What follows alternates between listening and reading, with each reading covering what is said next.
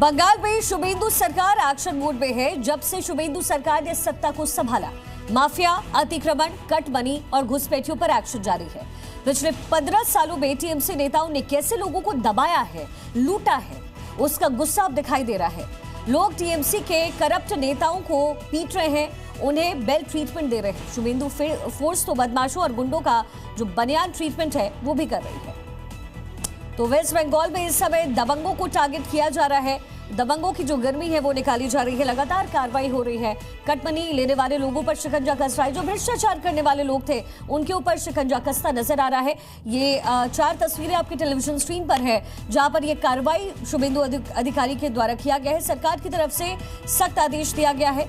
Zero tolerance की नीति waste Bengal में अब अपनाई जाएगी और इसीलिए उन लोगों की खोज खबर दी जा रही है। पहले शख्स को गली में दौड़ाया गया, फिर इसकी चप्पलों से पिटाई की गई, धुनाई की गई और जब यह अपने घर में छिप गया तब भी इन लोगों ने इसका पीछा नहीं छोड़ा। आप सोच रहे होंगे कि इस शख्स की पिटाई की वजह क्या है, तो हम आपको बता दें कि ये तस्वीरें पश्चिम बंगाल के बीरभूम की हैं, जहां के दुबराजपुर के वार्ड नंबर 6 में टीएमसी पार्षद के करीबी को लोगों ने दौड़ा दौड़ा कर पीटा। इस शख्स की पिटाई की वजह भ्रष्टाचार और कटमनी है, यानी नई सरकार में जो बंद हो चुका है उसे टीएमसी के कुछ लोग चालू रखना चाहते थे, लेकिन जैसे ही यहां के लोगों को इसकी भनक लगी तो उन्होंने मोर्चा खोल दिया। टीएमसी पार्षद भास्कर रुच पुराना धंधा अभी भी जारी रखे हुए थे। टीएमसी पार्षद के करीबी कटमनी ले रहे थे। आवास योजना में घर दिलाने के नाम पर लोगों से पैसे वसूल रहे थे। आरोप है कि गरीब परिवारों से 10,000 रुपए से 15,000 रुपए तक लिए गए।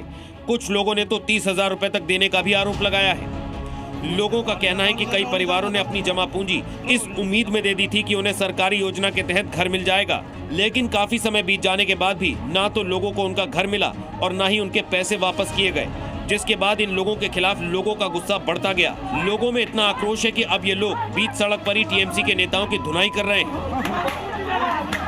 इस घटना के सामने आने के बाद मौके पर सुरक्षा बल के जवान पहुंचे और हालात को काबू में लिया। दरअसल पश्चिम बंगाल में कटमनी और भ्रष्टाचार चुनाव का सबसे बड़ा मुद्दा था। बीजेपी ने टीएमसी को इसी मुद्दे पर घेरा और विधानसभा चुनाव में पटखनी दी। ब्यूरो रिपोर्ट, जी मीडिया।